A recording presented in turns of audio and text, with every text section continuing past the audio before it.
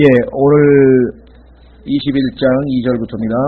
21장 2절부터 계시록 저희가 이제 거의 막바지에 잘 다가왔습니다. 예, 계시록 아마 저희가 이번 주, 다음 주, 그 다음 주 아마 이렇게 하면은 2월 22일인가요? 오늘이 8일이고 그다음에 15일, 22일까지 하게 되면 아마 마치게 될 것 같습니다. 그래서 3월 1일이죠. 3월 1일날 하루 쉬고요. 3월 1일날 토요일날 하루 쉬고 3월 8일부터는 새로운 주제로 다시 성경 공부를 하려고 합니다. 약간 몇 가지 생각 중인데 아직 결정은 못했습니다. 저희가 다음 22일날 말씀을 드리도록 그렇게 하겠습니다. 예, 계시록 21장으로 가겠습니다. 계시록 21장 2절. 계시록 21장 2절. 참 지난번에 저도 처음으로 별로 생각지 않았던 것인데 여러분들에게 한번 말씀을 드렸습니다마는, 자, 나 요한이 봄에 거룩한 도시 새 예루살렘이 하늘에서 하나님께로부터 내려오는데 그 예비한 것이 신부가 자기 남편을 위하여 단장한 것 같더라. 자, 그래서 이 말씀에 대해서 지난번에 좀 영적인 적용을 해본 적이 있었습니다. 그렇죠? 신부가 단장을 하는데 대부분의 우리 세상에서는 신부가 단장을 할 때 보면은 자기 남편에게 보이기 위해서 단장하는 게 아니라 반대죠. 반대. 그렇죠? 바깥에 어디 나간다거나 아니면 무슨 뭐 좋은 어떤 모임에 간다거나 아니면 외출한다거나 이럴 때 보면은 굉장히 아주 몸 단장을 잘 합니다. 근데 문제는 다른 사람들에게 보이려고는 그렇게 단장을 하지만 보통 자기 남편에게 보이려고는 단장을 잘 안 한다 이 말이죠. 그렇죠? 그래서 그냥 집에서 그냥 뭐랄까 좀 트레이닝이나 슬슬 입고 말이죠. 화장도 잘 안 하고 예를 들면 안 하는 것이 일반적인 것인데 사실 결혼하기 전에는 안 그랬잖아요. 여러분들 안 그렇습니까? 결혼하기 전에는 지금 사귀고 있는 그 형제에게 또 그 남편 될 사람에게 잘 보이기 위해서 열심히 단장을 하셨었잖아요. 그렇죠? 자, 여기 보시면은 예수 그리스도께서 우리를 신부로 삼으셨습니다. 우리가 이 땅에 있을 때에도 주님과 결혼하기 위해서 준비 중이기 때문에 영적으로 우리가 단장하고 도덕적으로 단장하고 정말 누가 봐도 참 흠이 없이 그렇게 단장을 하지만, 그렇죠? 단장을 하지만 문제는 어디에 있습니까? 문제는 결혼을 한 다음에도 신부의 단장은 여기 나와 있는 것처럼 신랑을 자기 남편을 위하여 단장하는 것 같더라. 그래서 우리가 물론 우리 영적으로 우리에게 적용을 해야 될 일입니다. 그렇죠? 그러나 실제적인 가정생활에 실제적인 부부생활에 있어서도 자매님들이 유의를 해야 된다는 것이에요. 누구를 위해서 여러분들이 몸을 단장하느냐. 그렇죠? 저는 그 말씀을 누가 써놓은 책을 통해서 공부를 하면서 참 맞는 말이라고 생각이 됐습니다. 그래서 우리가 오히려 이 그리스도인 부부간에는 때로 예의를 갖춰야 되고, 물론 친숙하니까 우리가 뭐 우리의 서로의 모든 것들을 다 우리는 숨길 수 없잖아요. 있는 모습 다 그대로 보여주지만 오히려 때로는 예의를 갖춰야 되고 또 단장을 해야 되고 그러할 필요가 있다. 이것이 주님과 교회, 그래서 주님과 교회와의 관계에서 우리가 배울 수 있는 영적인 교훈이 되겠습니다. 자, 그래서 우리는 21장 2절로 계속 내려갑니다. 나 요한이 봄에 거룩한 도시 새 예루살렘이 하늘에서 하나님께로부터 내려오는데 그 예비한 것이 신부가 자기 남편을 위하여 단장한 것 같더라. 자, 이 새 예루살렘은 누가 살게 될 것인가? 성경에 보니까 새 하늘과 새 땅이 21장 1절에 나오고 새 예루살렘이 있습니다. 그렇죠? 새 하늘, 새 땅, 새 예루살렘. 그래서 주님께서 보라 내가 모든 것을 새롭게 하노라 이렇게 지금 21장 그 뒷부분에서 5절에서 말씀을 하셨는데, 자, 그렇다면 이 새 예루살렘에 거주하게 될 사람은 누구인가? 1차적으로 성경에 보면은 새 예루살렘은 아무래도 교회와 직접적인 연관이 있는 것 같습니다. 한번 확인해 보겠습니다. 예. 우선은 히브리서 12장으로 가보겠습니다. 히브리서 12장에 가게 되면은 저 셋째 하늘에 있는 무리들에 대해서 성경에 언급을 해놓았습니다. 히브리서 12장 히브리서 12장 22절 보시면은 히브리서 12장 22절 그러나 너희가 이룬 곳은 시온산과 하늘에 있는 시온산이죠. 살아계신 하나님의 도시와 하늘에 있는 예루살렘과 무수한 천사들의 무리와 총회 곧 하늘에 기록된 처음 난 자들의 교회와 모든 것의 심판자 되시는 하나님과 완전하게 된 의인들의 영과. 자, 그래서 이 하늘에 셋째 하늘에 있는 것들이 쭉 열거되어 있는데 거기에 보면은 하늘에 있는 예루살렘과 그 다음에 교회와 연관이 되어 있는 것을 우리가 보게 됩니다. 그렇죠? 자, 두 번째는 13장 14절 히브리서 13장 14절 히브리서 13장 14절 이는 여기에서는 우리에게 영구한 도시가 없고 오직 우리가 앞으로 올 도시를 찾기 때문이니 앞으로 올 도시 새 예루살렘에 대한 언급이죠.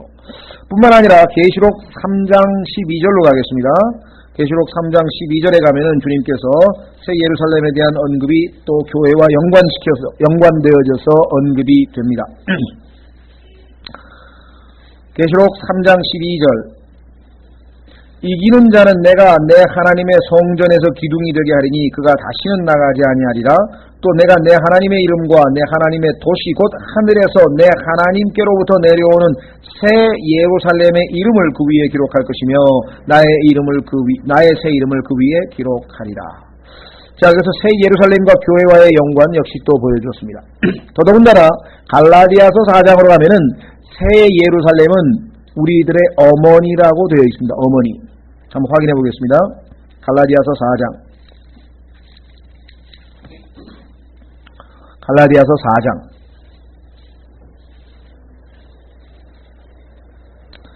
갈라디아서 4장은 알레고리인데요.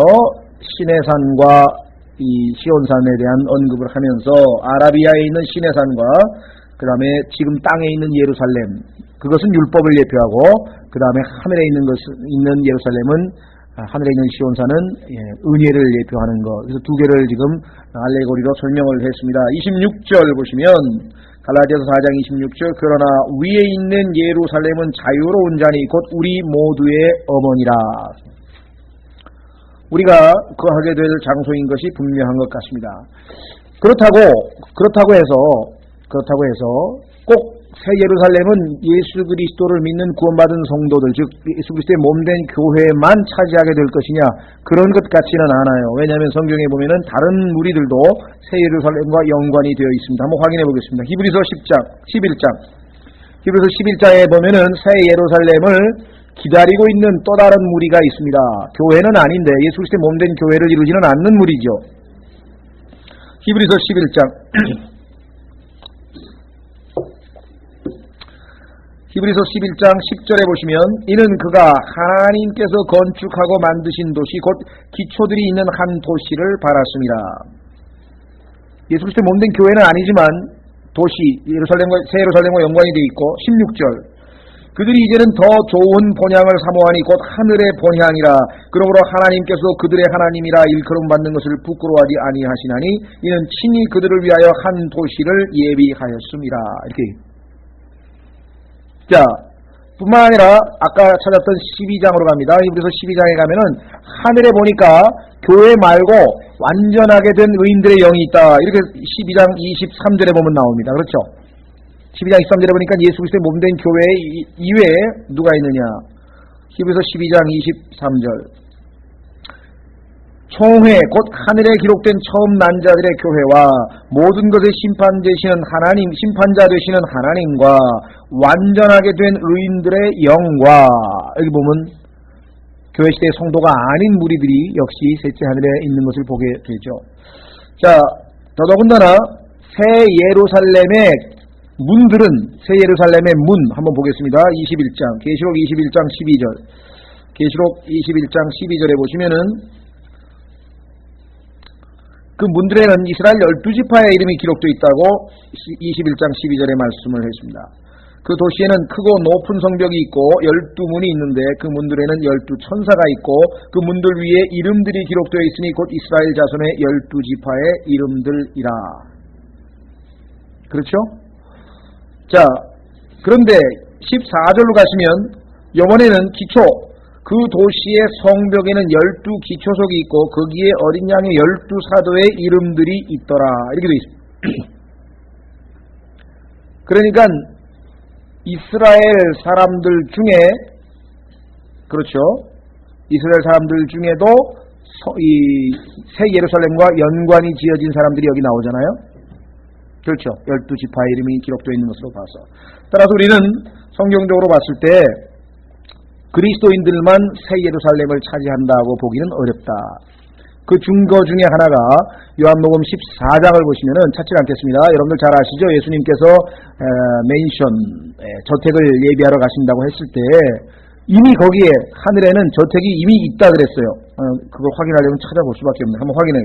요한복음 14장 보시면 우리를 위해서 교회 시대의 성도들을 위해서 예수님께서 집을 지으러 가신다고 했는데, 그러나 그 전에 이미 내 아버지 집에는 저택이 많이 있다. 자, 요한복음 14장 1절. 요한복음 14장 1절서부터 보겠습니다. 너희는 마음에 근심하지 말라. 하나님을 믿으니 또 나를 믿으라. 내 아버지 집에 저택들이 많도다. 이미 많이 있다 그랬어요. 그러니까 교회 시대 성도들 말고 누군가가 차지할 사람이 있다는 거죠. 그렇지 않으면 너희에게 말해주었으리야. 내가 너희를 위하여, 여기 나오죠. 너희를 위하여 처소를 예비하러 가노니 가서 너희를 위하여 처소를 예비하면 내가 다시 와서. 자, 그래서 우리는 교회 시대에 성도뿐만 아니라 누가 그러면은 새 예루살렘에 거처하게 될 것인가를 봤을 때는 이것은 단정적으로 말씀드리지는 않지만요, 성경적으로 봤을 때 고린도전서 15장에 나오는 세 무리, 우리가 지난번에 첫째 부활에 참여하는 자들이라고 설명했죠. 첫째 부활에 참여하는 자들. 자, 첫째 부활에 참여하는 자들은 성경에 보니까 예수 그리스도와 함께 통치한다고 기록을 했었습니다. 그렇죠? 예.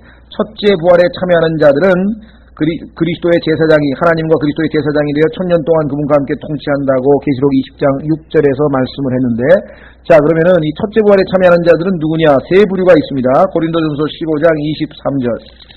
고린도전서 15장 23절. 고린도전서 15장 23절에 보시면, 자, 휴거에 대해서 세 부류의 휴거에 대한 언급이 나오죠. 그러나 각 사람이 자기 차례대로 되리니 먼저는 첫 열매인 그리스도요. 그렇죠. 예수 그리스도가 첫 열매로 하나님 앞에 부활해서 올라가셨는데, 자, 문제는 거기에 지금 번역을 보세요. 우리말로 보면은 그냥 첫 열매라고 되어 있는데, 이 우리말의 단점 중에 하나는 단수 복수가 구별이 잘 안 됩니다. 단수 복수를 구별 잘 안 해요, 우리는. 그런데 사실 이게 굉장히 중요하거든요. 특히 갈라디아서에 보면은 여럿을 일으켜 씨들이라 하지 아니하고 단 한 분이신 예수 그리스도를 가리켜 씨라고 하셨으니 하면서 S자 하나가 빠짐으로 굉장히 중요한 교리가 성립된다고 성경이 얘기하기 때문에, 여기 보시면 first fruits 하고 복수가 되어 있습니다. 그렇죠. 예수 그리스도에 대해서 왜 복수가 되어 있냐, 예수님 한 분인데. 그렇죠. 이거는 우리는 예수 그리스도의 부활 후에 마태복음 27장에 뭐라 그랬습니까? 무덤에서 많은 사람들이 일어나서 올라왔다가 예수님 부활하신 후에 무덤에서 많은 사람들이 일어났다고 했죠. 그들이 어디로 갔는지 성경에 언급이 없죠. 예, 그것은 에베소서 4장에 보면은 하나님 예수님께서 승리하셨기 때문에, 마귀를 멸하고 승리하셨기 때문에 그들을 포로로 사로잡아서 하늘로 데리고 올라가서 지금의 낙원이죠, 셋째 하늘에 있는 것으로 데리고 올라갔다. 그렇죠? 자, 두 번째 무리는요, 그 다음에는 그리스도께서 오실 때에 그분께 속한 사람들이요. 이것은 이제 우리 휴거, 교회 시대의 성도의 휴거죠. 자, 교회 시대의 성도의 휴거. 그래서 우리는 이미 휴거가 세 파트로 나눠져 있는 것 성경에서 이미 봤기 때문에, 자세하게 공부를 했기 때문에 여기서는 짚고 넘어갑니다. 세 번째 그룹이 뭐예요? 24절. 그 뒤에 끝이 오리니. 그렇죠. 그 뒤에 끝이 오리니. 이 끝에 해당하는 사람들이 환난 성도라 그랬죠. 7년 동안의 환난 기간 동안에 주님으로부터 구원 얻게 될 환난 성도들의 휴거라, 이렇게 얘기했습니다. 따라서 우리는 새 예루살렘에 거처하게 될 무리들에 대해서 이렇게 성경을 통해서 한번 추정을 해볼 수가 있습니다. 자, 그래서요, 계시록 다시 21장으로 갑니다. 그래서 새 예루살렘은 누가 거하게 될 것인가에 대해서 한번 좀 살펴봤고요. 계속해서 21장 3절 내가 들으니 하늘에서 큰 음성이 나서 이르되 보라 하나님의 성막이 사람들과 함께 있음에 그분께서 그들과 함께 거하시리니 그들은 그분의 백성이 되고 하나님께서는 친히 그들과 함께 계셔서 그들의 하나님이 되시리라. 자, 여기 성막이라고 하는 단어가 나와 있습니다. 성막. 자, 여러분들 생각하기에는 이 성막이라고 하는 것이 어떤 생각을 가지고 있는지 모르겠어요. 특히 요즘에 어떤 목사님 이전에 잘 기억이 잘 안 나는데 하여간 성막 전문가 하나 있잖아요. 여러분들 보셨어요? 그 성막을 만들어 놓고 그냥 성막만 가지고 그냥 내리 1년 365일 그거 가지고만 가르치시는 분이 있죠.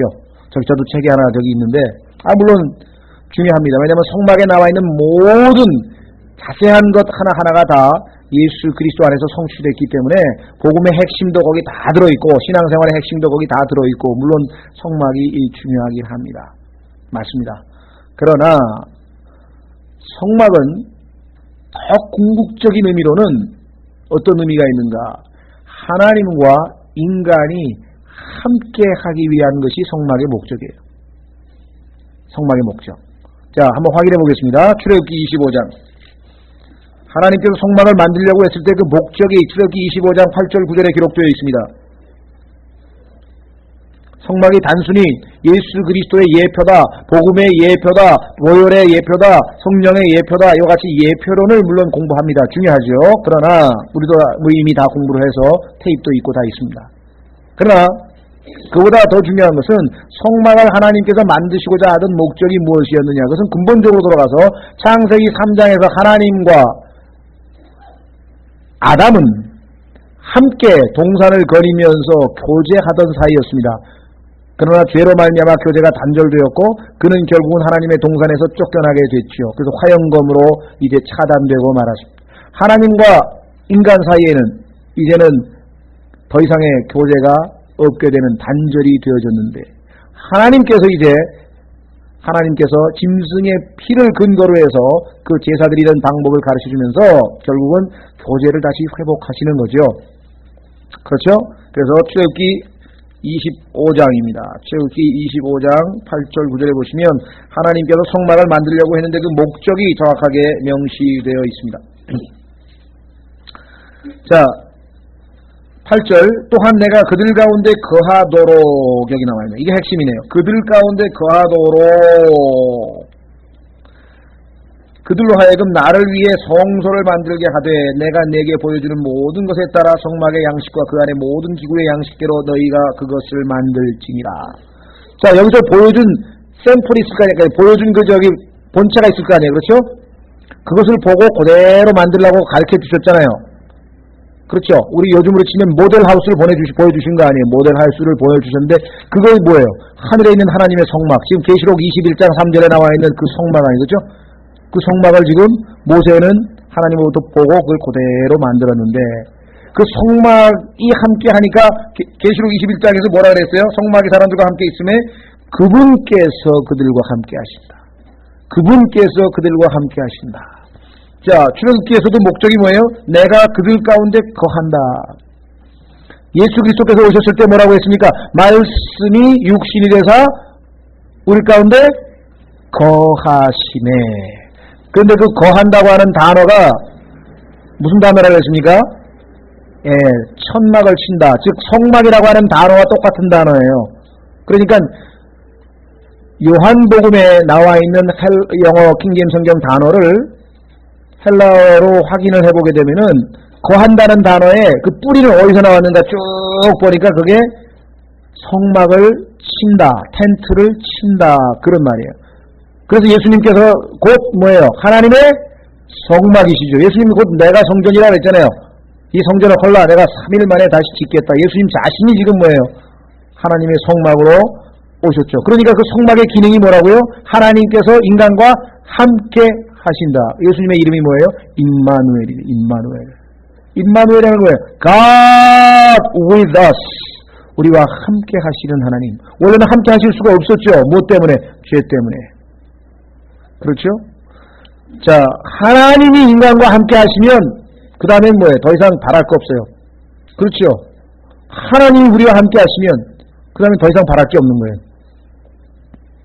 반대로 하나님이 없는 인간은 아무것도 아니죠. 그렇죠? 그런데 인간이 없는 하나님은 그래도 그대로 하나님이에요. 하나님에게는 인간은 아무짝에도 유익을 줄 게 없어요. 욥기에 보면 나오죠. 욥기에 보면은 인간이 하나님에게 아무리 의로운 일을 하고 아무리 선한 일을 해봐야 하나님 앞에 더해주는 게 뭐가 있냐 이게. 다 하나님이 주신 거, 하나님이 먹이시고 하나님이 입히시고 하나님이 모든 게 다 하나님으로부터 나서 하나님께로 돌아가니까 사실 그렇죠. 자, 그래서 이 성막이라고 하는 것은 우리가 볼 때에는 그저 재료도 잘 모르겠어요. 저는 성경을 읽어도 그잘 잊어버리더라고요. 뭐 오소리 가죽도 나오고 뭔 가죽도 나오고 하여간 뭐 시커먼 회색 가죽에다가 이게 텐트를 갖다 만들어가지고 거기다가 무슨 이상한 집을 하나 지어놓고. 그런데 놀라운 사실은 어떻게 해서 그 성막에 대해서 출애굽기 25장부터요 거의 30장까지인가? 얼마나 길게 많은 장을 할애해서 그 다음에 그 금송아지 사건이 터진 다음에 이제는 성막을 짓는 장면이 나오거든요. 앞에는 설계도 설명만 하고 근데 뒤에 짓는 장면도 또 그렇게 자세하게 나와요. 그러니까 성막에 관해서 한 10장 정도를 할애했어요. 창세기 1장에 하나님께서 천지 창조한 거 그냥 한 장에 간단하게 끝냈는데 여러분들 성막이 천지 창조보다 소중한 거 아셨어요? 이 세상에서 눈에 보이는 물질로서 가장 소중한 게 뭔가? 성막이에요. 성경에서 하나님께서 10장을 할애하면서까지 강조하신 거예요. 네, 하나님께서 원하시는 것은 뭐예요? 인간이 하나님과 함께 하는데 두렵지 아니하고 겁나지 아니하고 하나님 앞에 기쁘게 즐겁게 그렇게 되려면 하나님께서 우리로 하여금 죄책감을 없애게 하시고 죄 문제를 해결하시고 보혈로 우리의 죄를 다 씻으시고 완전히 꺼리낌 없이 하나님 앞에 담대하게 나갈 수 있는 길을 열기 전에는 안 된다 이 말. 그렇죠? 구원받은 제자들마저도 예수 그리스도께서 부활하신 다음에 제일 먼저 뭐라고 얘기했습니까? 너희에게 평강이 있을지어다. 두려워 말라. 왜 그래요? 우리는 육신을 입고 있고 여전히 우리의 몸 안에 우리의 육체 안에 죄가 있기 때문에 하나님 앞에 우리는 감히 두려워서 설 수가 없는 것이에요. 요즘에 이상한 사람들이 어디 기도원에 가가지고 예수님이 자기를 어깨를 만지고 어루만지고 너는 내 종이라 그랬다는데 그거는 크게 착각한 거예요. 예수님이 아니에요. 부활하신 예수 그리스도를 만약에 봤다고 한다면 요한계시록에 나오는 것처럼 죽은 자 같이 되는 거예요. 다니엘처럼 죽은 자 같이 되는 거예요. 육체를 입고 있는 한 우리는 그분 앞에 두려움밖에 남아있는 게 없습니다. 우리가 예수 그리스도의 보배로운 피를 쓰임어서 은혜의 왕좌 앞에 담대히 지성소 안으로 우리가 들어갈 수 있는 것은 오직 이때 뭐예요? 기록된 말씀을 믿음으로 우리가 들어갈 수 있는 거지. 그렇지 않으면 감히 그분 앞에 가서 어떻게 되겠습니까? 다 죽은 자 같이 된다. 우리가 무릎 꿇고 하나님 앞에 아버지 하나님하고 부를 수 있는 것은 예수 그리스도의 보혈이라고 하는 그것으로 우리가 예수 그리스도로 우리가 옷 입고 있기 때문에 하나님께서 우리를 우리 있는 모습 그대로 안 보고 예수 그리스도를 통해서 바라보시는 거죠. 자, 그래서 우리는 다시 이 성막이라고 하는 것에 대해서 조금 더 살펴보려고 합니다. 말씀드린 것처럼 모세에게 하나님께서는 하늘에 있는 성막을 보여주시고 그것을 그대로 샘플로 해서 하라고 말씀을 하셨죠. 그런데 이 지상의 성막이 이 땅에 지상의 성막이 있는 동안에는 아시다시피 지성소로 들어가는 그 커튼이라고 그러죠. 영어로 curtain, veil이라고 그러죠. 우리말로는 뭐라 그러죠? 휘장, 휘장. 그 휘장이 그대로 쳐져 있었습니다.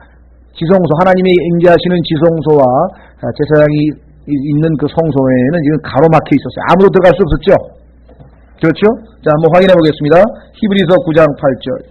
히브리서 9장 8절. 계시록 21장 3절에 하나님의 성막이 우리와 함께하고 하나님의 성막이 함께함으로 하나님께서 우리와 함께한다고 하는 것은 깊이 음미하면 음미할수록 성경 전체에서 가장 위대하고 기쁜 거예요. 하나님께서 인간과 함께 하신다. 임마누엘이다. 임마누엘. 자, 다시 한번 확인해 보겠습니다. 히브리서 9장 8절. 히브리서 9장 8절에 보시면 이로써 성령님께서 표적으로 보여주신 것은 첫째 성막이 서 있는 동안에는, 자, 어떻게 됐다고요? 지성소로 들어가는 길이 아직 드러나지 아니하였다 하는 것이라. 그렇습니다. 예수 그리스도께서 십자가에서 죽으실 때 휘장이 위로부터 하나님께서 찢으신 거죠. 아래로부터가 아니고 위로부터 찢었으니까 위로부터 아래로 쫙, 그래서 지성소 안으로 들어가는 길이 열리게 된 것이죠. 9절. 이 성막은 현재 곧 이때까지의 모형이라 그 안에서 예물과 희생물을 드렸어도 그것들이 양심에 관한한 섬기는 자를 완전하게 하지 못하였나니, 이 성막은 단지 먹는 것과 마시는 것과 여러 가지 씻는 것과 육신에 속한 규례들로만 유지되어 개혁의 때까지 그들에게 부과된 것이라. 그러나 11절 12절이 답이죠. 그리스도께서는 앞으로 올 좋은 일들의 대제사장으로 오시되 손으로 만들지 아니한 성막 곧 이 건물에 속하지 아니하고 더 크고 완전한 성막을 통하여 오셔서 황소와 송아지의 피가 아니라 오직 자기 피를 힘입어 단 한 번 거룩한 곳에 들어가사 우리를 위하여 영원한 대속을 얻으셨느니라.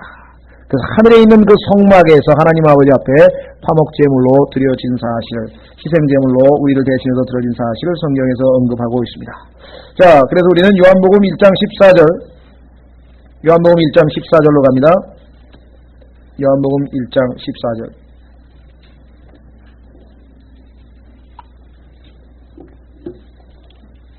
요한복음 1장 14절입니다. 이 말씀 하나가 갖는 의미가 어떤 말씀인가 한번 생각해 보십시오. 말씀이 육신이 되어 우리 가운데 거하시네. 아까 출애굽기에서 하나님께서 성막을 만드신 것이 뭐예요? 너희 가운데 내가 거하기 위해서. 자, 그런데 예수 그리스도께서는 성경에 보니까 이 거한다고 하는 단어가 아까 제가 텐트를 치는 단어라고 오늘 설명을 드렸고요. 예수 그리스도께서는 성경에 보니까 이 성전의 머리가 되시고, 그 다음에 모든 예수 그리스도를 믿고 거듭난 하나님의 자녀들은 그 지체가 되어서 영적인 거처가 됐다. 그렇죠? 자, 지금 이 교회 시대에는 예수 그리스도가 머리고 우리 모두가 그분의 지체가 되어서 그분이 하나님이 거하시는 영적인 거처가 됐다. 한번 확인해 보겠습니다. 에베소서 2장 22절. 에베소서 2장 22절.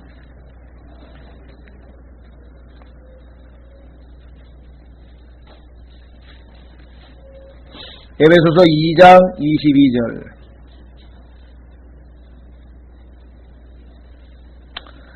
그분 안에서 너희도 성령을 통하여 하나님의 거처로 함께 세워졌느니라. 하나님의 거처로 함께 세워졌느니라. 영적인 집이죠. 예수님이 머리고 예수 그리스도의 몸된 교회가 전체적으로 지금 하나님께서 거하시는 거처로. 그래서 바울은 너희가 하나님의 전인 것과 너희 안에 하나님의 성령, 영이 거하시는 줄을 너희가 알지 못하느냐, 이렇게 말씀을 했었죠. 예. 그런데 셋째 하늘에 가니까 이제는 뭐예요?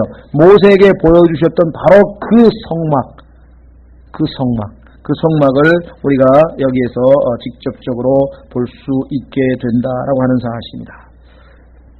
그래서 하나님께서 가지고 계셨던 원래의 영원한 계획, 하나님께서 영원토록 가지고 계셨던 그 위대한 계획, 그것이 뭐예요? 인간과, 즉 창조주와 피조물인데 그 피조물들이 기쁨으로 창조주에게 순종하고자 하는 그러한 피조물들 간의 완전한 교제가 회복이 된 것이에요. 그래서 영원토록 함께 이렇게 되겠죠? 네, 영원토록 함께하는 그와 같은 관계가 된 것입니다. 그렇죠?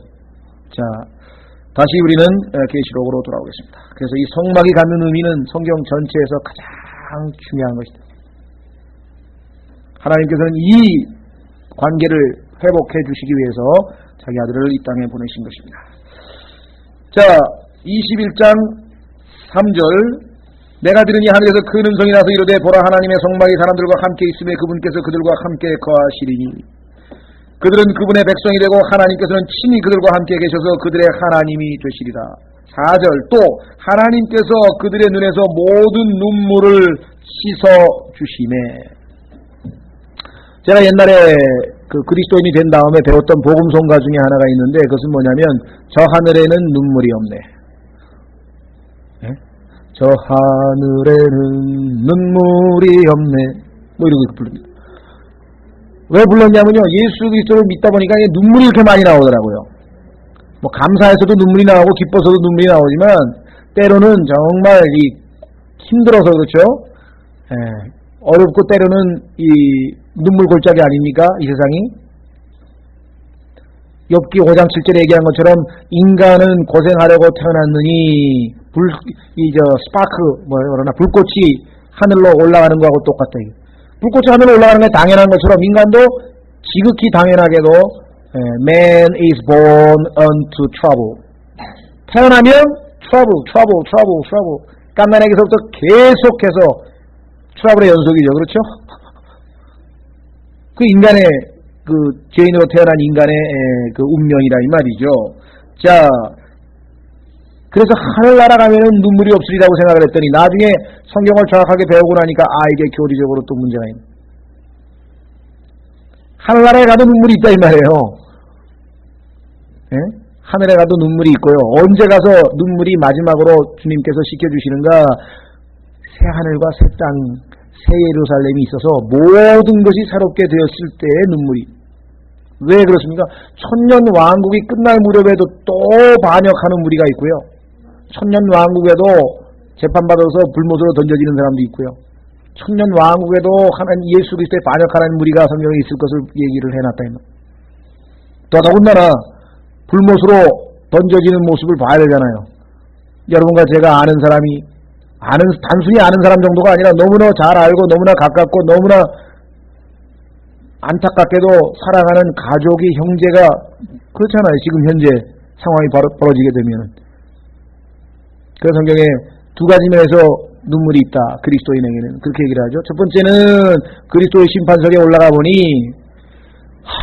내가 이 땅에 있을 때 주님을 위해서 헌신하고 더 섬기고 합당하게 열매를 맺을 걸. 그래서 후회해서 눈물을 흘리고. 그렇지 않겠습니까? 내가 육신으로 한 일들이 나무와 풀과 지푸라기가 다 타버리고, 물론 조금 남으면 참 좋겠는데요. 금과 은과 보석도 좀 있겠습니다만, 있었으면 좋겠습니다만은, 그렇게 되면 억울해서 울 거고, 그 다음에는 내가 잘 알던 사람들이 불못으로 던져질 때 또 한 번 울 거고, 너무나 다행스러운 것은 하나님께서 근데 그 기억마저도 싹 없어서 왜? 모든 것들이 새롭게 되었도다. 21장 5절에 나와. 저는 그것 때문에 고민했었어요. 저는 이 영원 동안 살면서 지옥에 간 그 친구들, 형제들, 이런 사람들 생각나서 어떻게 기쁨으로 살 수가 있을까? 근데 보니까 그 기억마저도 하나님께서 완전히 없애셔서 그야말로 모든 게 새롭게 되는 그 마지막 결론이 있어요. 다만 그러한 일이 생기기 전에 우리가 어떻게든 주님께 기도하고 어떤 방법을 하든 하여간 사람들을 주님께로 인도해서 주님께서 말씀하신 것처럼 한 사람도 멸망에 이르기를 원치 아니하신다고 베드로후서에서 말씀하신 그 하나님의 뜻에 우리가 순종을 하고 그렇게 뜻이 이루어져야 되겠죠. 자, 눈물이 없다, 사망이 없다, 슬픔도 울부짖음도 없으며 또 아픔도 다시는 없으리니 이는 이전 것들이 지나갔습니다. 창세기 3장에서 내려졌던 그 저주가 다 완전히 제거된 것을 우리가 보게 됩니다. 그렇죠? 이 세상에서 인간이 과학이라고 하는 것을 통해서 해결하려고 하는 모든 문제가 뭡니까? 첫 번째, 인간이 해결하려고 하는 첫 번째 문제, 경제 문제죠. 먹고 사는 문제, 가난. 그렇죠? 그 다음에 고통의 문제, 질병과 고통의 문제. 그렇죠? 그 다음에 궁극적으로 무슨 문제, 여러 가지 더 문제가 있어요. 환경오염도 있고, 뭐도 있고, 있지만, 그 다음에 궁극적으로 남아있는 문제는 뭐예요? 그 문제는 올바른 정부, 정치, 누가 똑바르고 의롭게 통치하느냐, 정치 문제가 있잖아요. 그렇죠? 그 다음에 삶의 의미, 솔로몬처럼 기껏 왕노릇하고 실컷 내 눈에 하고 싶은 일은 나는 하나도 빼고 하나도 빼지 않고 다 해봤다. 그렇게 해놓고 죽는 순간에 헛되리 모든 것이 헛되도다. 이 말이 나오면 공허감, 허탈감, 이건 뭐예요? 이것도 없어야 되겠죠. 그렇죠? 그다음에 궁극적으로 마지막 원수 사망, 죽음이잖아요. 죽음이면 모든 게 다 끝장나버리잖아요.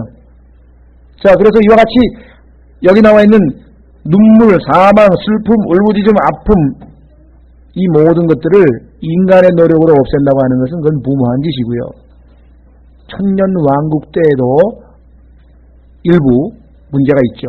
결국은 마귀가 다시 한번 반역을 일으켜서 완전히 청산되는 것이 바로 이 순간입니다. 자, 그래서 우리는 계시록 21장 4절에 다시는 없으리니 그랬죠. 자, 이 다시는 없으리라고 하는 표현이 영어에 보면은 no more입니다. 더 이상 이 no more이라고 하는 단어는 계시록에 굉장히 많이 반복이 돼요. 그렇기 때문에 여러분들이 좀 눈여겨보셨으면 좋을 것 같아요.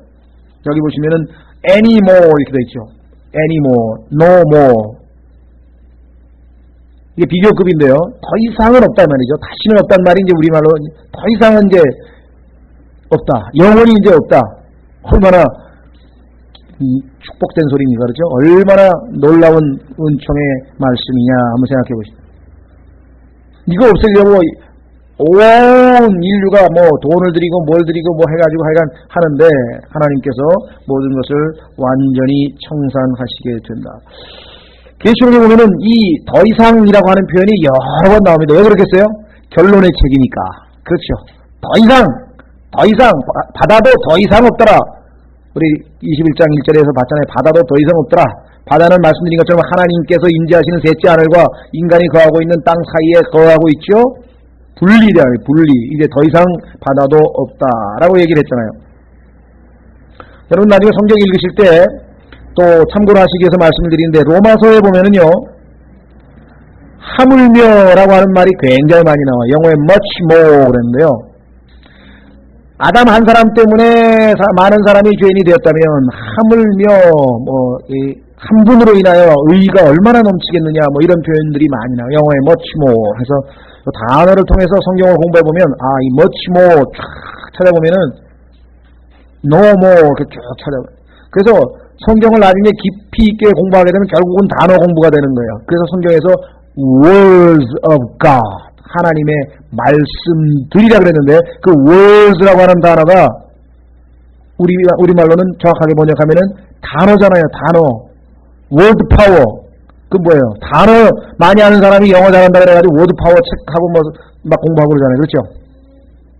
말씀들이잖아요. words. 한 단어가 아니라 여러 단어들. 하나님 말씀들. 그죠? 그게 성경이네요. 하나님의 말씀들. 자, 그래서요, 우리는 이 계시록 21장 지금 4절로 가 있습니다. 자, 말씀드린 것처럼 이 땅은 정말 인생은 눈물골짜기라고 중세 사람들이 얘기했던 것처럼 슬퍼하고 울고 있는 사람이 많이 있습니다. 그렇기 때문에 로마서 12장에서는 우는 자와 함께 울라. 여기 계신 분들은 저희 교회에 아직 속하지 않으시는 분이 있습니다만은 교회 우리 오동환 형제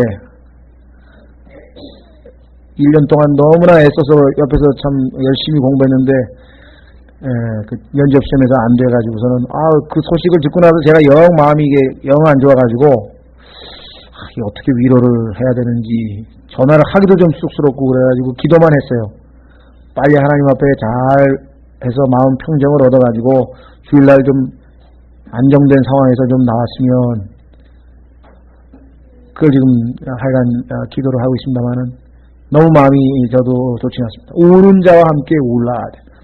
성경에 보면요, 예수 그리스도의 제자들도 울었고 또 눈물로 씨앗을 뿌리는 자는 기쁨으로 단을 거두리로다. 그렇죠? 우리가 복음 전할 때는 때로는 눈물로도 뿌리고 또 이 눈물로 주님을 섬겼던 사람들도 있고 심지어는 예수 그리스도께서 요한복음 11장 그 유명한 요한복음 11장 35절 단어가 딱 두 개예요. Jesus wept. 예수께서 우시더라. 성경에서 예수님이 웃으셨다고 하는 단어는 한 번도 안 나옵니다. 물론 웃으셨겠죠. 예수님도 똑같이 인간처럼 사셨으니까. 그러나 이사야서 53장에 뭐라고 했습니까? 예수님은 슬픔과 질고에 익숙하신 분이라. 이 땅이 이 약한 현 세상 아닙니까? 하나님께 반역하는 세상 아닙니까? 저주하에 놓여있는 세상 아닙니까? 그렇죠. 자, 그래서 우리는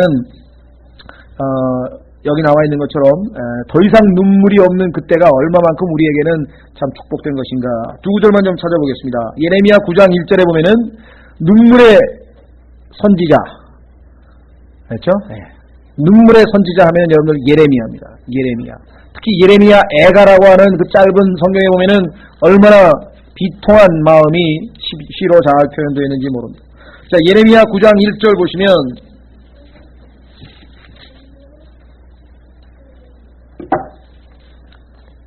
예레미야 9장 1절 오, 내 머리는 물이 되고 내 눈은 눈물 근원이 되어 내 백성의 딸에 죽임당한 자를 위하여 밤낮으로 울 수 있다면 얼마나 좋을까.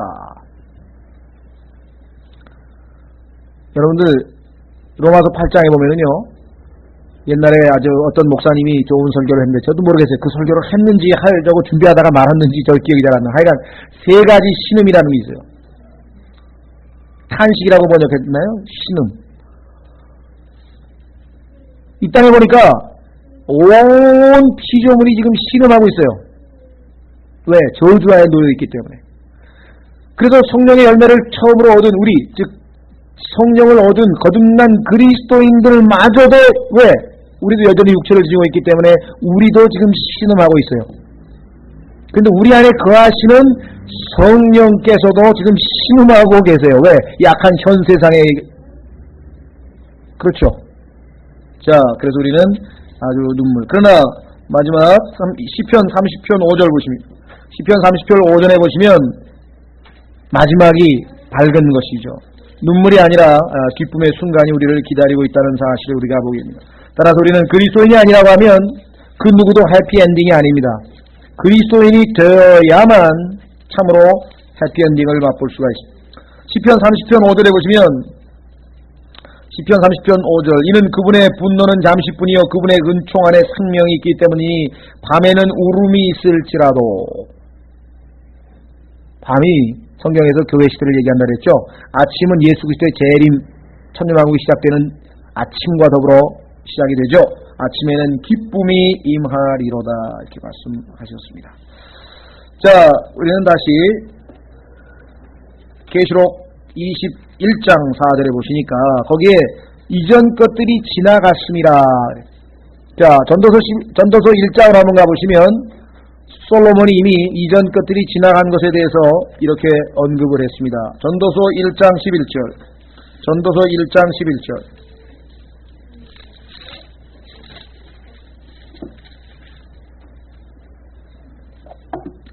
아무도 이전 것들을 기억하지 아니하리니 장차 올 것들도 그 위에 있을 것들과 함께 기억되지 아니하리로다. 자, 그래서 주님께서 이제 계시록 21장 5절에 아무것도 기억하지 않도록 모든 걸 새롭게 해버리셨다. 모든 걸 새롭게 해버리셨다. 5절 계시록 21장 5절 왕좌에 앉으신 분께서 이르시되 보라 내가 모든 것을 새롭게 하노라. 모든 것을 새롭게 하노라. 이 신약 시대에는요, 새로운 게 하나밖에 없어요. 뭐가 있습니까? 물론 새 언약 있죠. 또 새로운 피조물이라. 고린도후서 5장 7절에 보면은 새로운 피조물이라. 해 아래 새 것이 없어요. 그런데 새 언약과 그렇죠? 그 다음에 새로운 피조물이 주님의 약속과 그 다음에 주님께서 새롭게 창조하신 우리 거듭난 하나님의 자녀는 있지요. 그러나 나머지는 다 낡은 거죠. 그래서 결국은 주님께서 모든 것을 새롭게 하시는 때가 옵니다. 하시고 또 내게 이르시되 이 말들은 참되고 신실하니 기록하라. 참되고 신실하니 기록하라. 하나님의 기록된 말씀 이외에는 이 세상에 참되고 신실한 기록은 없습니다. 확인해 보겠습니다. 22장에도 나와요. 22장 6절에 보시면 22장 6절에 또 그가 내게 이르기를 이 말씀들은 신실하고 참되도다. 신실하고 참되도다. 자, 그런데 신실하고 참되신 말씀과 신실하고 참되신 분, 예수님과 뗄래야 뗄 수 없는 관계라는 것을 우리가 알 수가 있죠. 계시록 1장으로 갑니다. 계시록 1장에 가면은 예수 그리스도에 대해서 신실하고 참되신 증인이라고 되어 있어요. 그래서 예수 그리스도와 하나님의 말씀을 분리해서 생각할 수 없다는 것.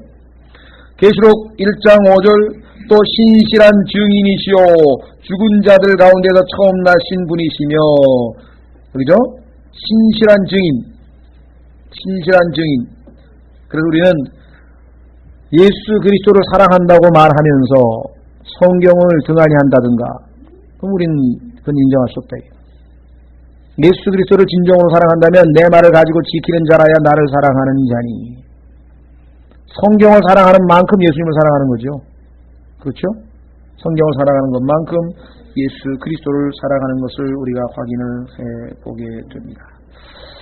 자, 다시 계시록으로 돌아와서 21장 6절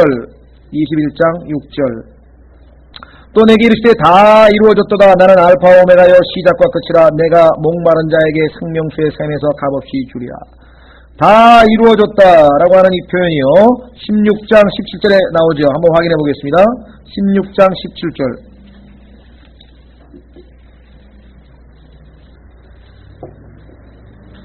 자, 16장 17절에 보니까 바벨론의 심판 이렇게 기록되어 있죠. 일곱째 천사가 자기 대접을 공중에 쏟아부음에 큰 음성이 하늘의 성전에서부터 왕자로부터 나서 이르시되 다 이루어졌도다 하시니. 그러면 왜 다 이루어졌는데 뒤에 계시록 21장에 또 다 이루어졌도가 왜 나올까요? 예, 항상 그래서 문맥을 보셔야 된다 그랬죠. 문맥을. 심판이 다 이루어진 겁니다. 앞부분에서는. 이번에는 심판이 아니라 뭐까지 묻냐면 정화 작업까지, 즉 옛 하늘과 옛 땅을 하나님께서 완전히 정화해서 모든 것을 새롭게 하시는, 그야말로 우리가 얘기하는 시간이 종료된 거예요. 그 다음부터는 영원이에요. 이제부터는 영원.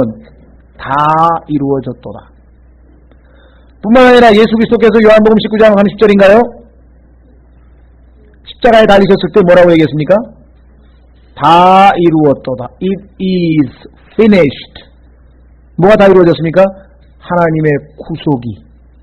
It is finished. 그렇죠. 그래서 우리가 문맥에서 봐야 될, 문맥에서 다 이루어졌다 그랬는데 왜 뒤에 가서 또 안 이루어지고 또 다 이루어졌다는 말이 나오는가, 이렇게 얘기해서는 안 되고요. 자, 6절 또 내게 이르시되 다 이루어졌도다. 나는 알파 오메가여 시작과 끝이라. 내게 목마른 자에게 생명수의 샘에서 값없이 주리라. 자, 이 단어 하나에 대해서 조금 설명을 하고 좀 쉬겠습니다. 성경에 보면은 이 값없이라고 하는 단어라고 하는 것은 참으로 중요한 것이죠. 왜? 마귀가 첫 번째로 삭제시켜버린 하나님의 말씀이거든요. 자, 첫 번째 언급의 법칙도 있지만 성경 해석할 때 첫 번째로 왜 이 단어를 없애버렸을까? 굉장히 중요합니다. 이게 성경적으로도 영적으로 중요하고요, 철학적으로도 좀 중요해요. 그럼 무슨 철학적으로는 왜 또 갑자기 철학이 나오냐? 철학에 보면은 인간의 자율의지를 존중하는 그러한 이 사상이 있고, 또 하나는 결정론이라는 게 있어요. 결정론. 결정론이라고 하는 것은 성경적인 용어로 얘기하자면 예정론하고 똑같아요. 모든 게 다 결정되어 있다. 모든 게 예정되어 있다. 이런 말이에요. 근데 이 결정론에는 여러 가지 종류가 있어요. 예를 들면은 인간은 태어나면서부터 DNA가 다 이미 유전자가 다 결정돼서 나오지 않느냐. 그렇죠. 그래서 그거를 우리가 화학적 또는 생화학적, 그래서 biochemical determinism이라고 또 그렇게 보시는데.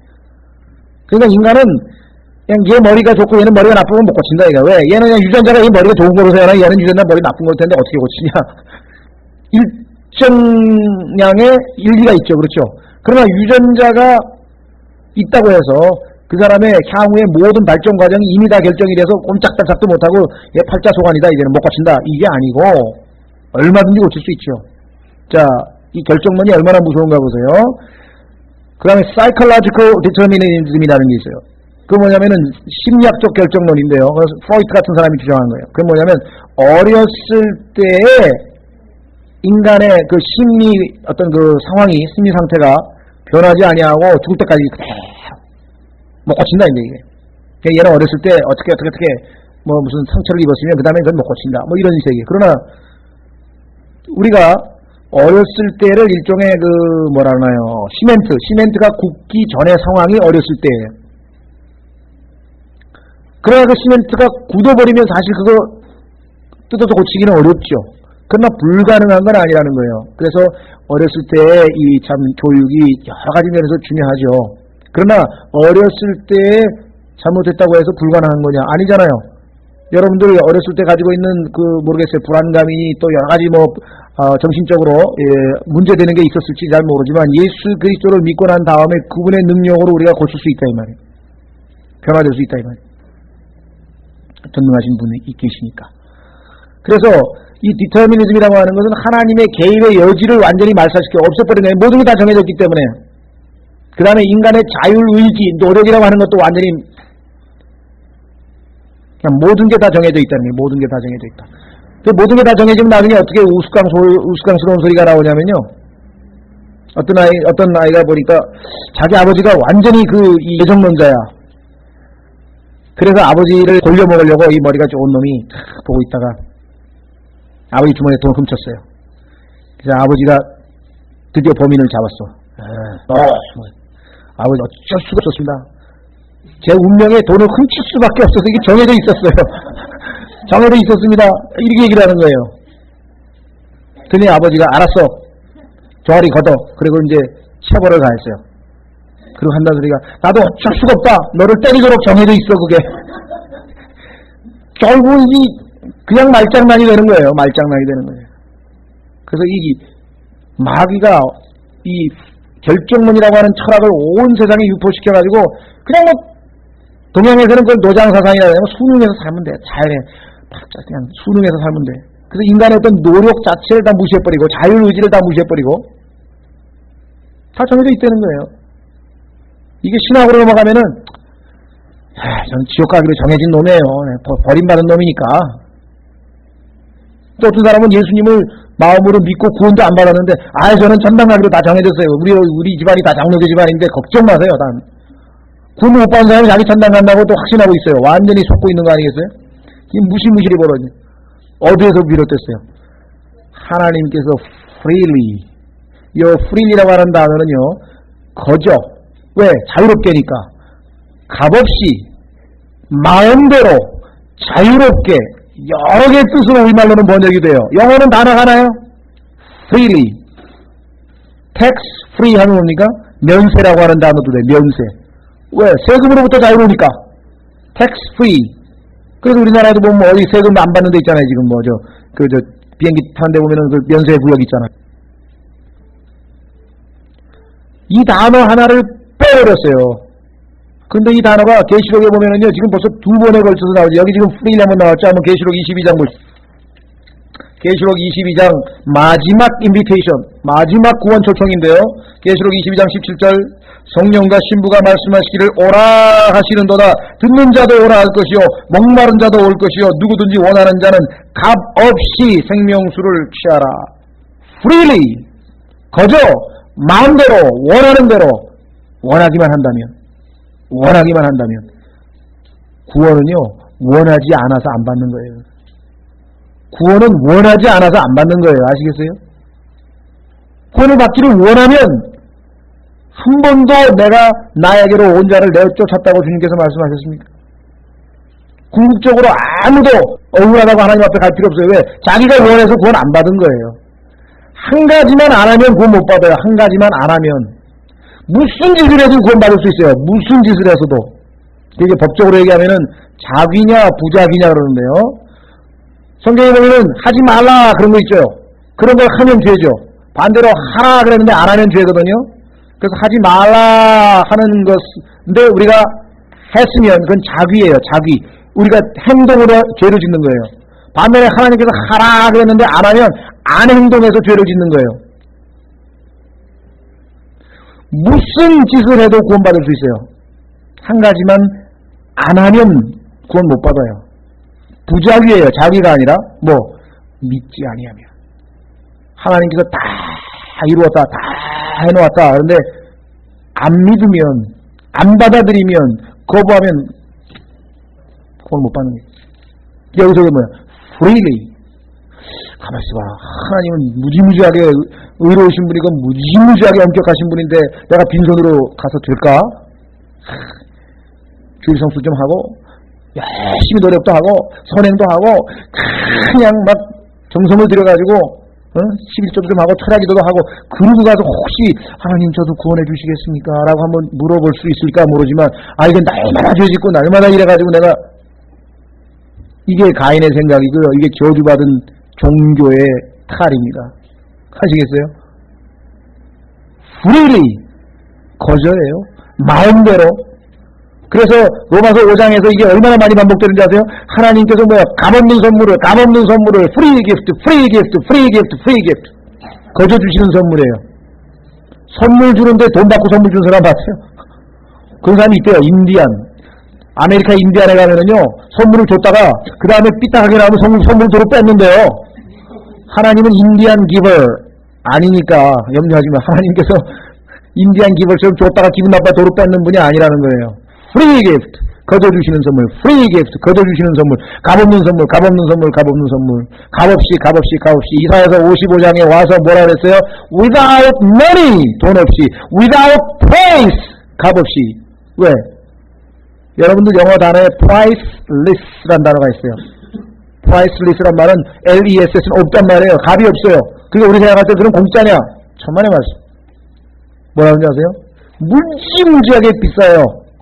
값을 매길 수가 없다는 얘기예요.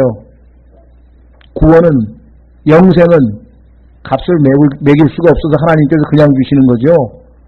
그게 값이 안 나가서 별 볼 일이 없어서 그러는 게 아닙니다. 영어의 priceless라는 단어 생각해보세요. 그래서 이 freely라고 하는 단어를 마귀가 삭제시켜서, 그렇죠. 마귀가 삭제시킨 게 아니지. 이브가, 죄송합니다. 이브가 마귀하고 대화하는 가운데 그 단어 하나를 삭제함으로 말미암아 첫 번째 범죄가 이루어졌다는 것 기억하세요. 모든 범죄는 하나님의 말씀에 어떻게 반응하느냐. 하나님의 말씀을 한 단어 삭제함으로 말미암아 모든 죄의 시작이 근원이 이루어졌다는 사실을 여러분들이 명심한다면 여러분과 제가 한 글자도 빠지지 않고 다 들어있는 성경을 손에 들고 있다는 축복이 얼마만큼 큰 축복인가 한번 생각해. 오죽하면 하나님께서 신명기에서 잠언에서 성경의 첫 부분에서 성경의 중간 부분에서 성경의 맨 마지막 계시록 22장 끝부분에서 하나님의 말씀을 더하거나 빼지 말라라고 그렇게 경고를 하셨겠습니까? 누굴 위해서? 우리를 위해서. 하나님의 말씀을 더하거나 빼거나 지멋대로 하면 어떻게 돼요? 죄악의 길로 나아가는. 자, 우리는 좀 쉬었다가 계시록 22장, 계시록 21장 죄송합니다. 7절부터 계시록 21장 7절부터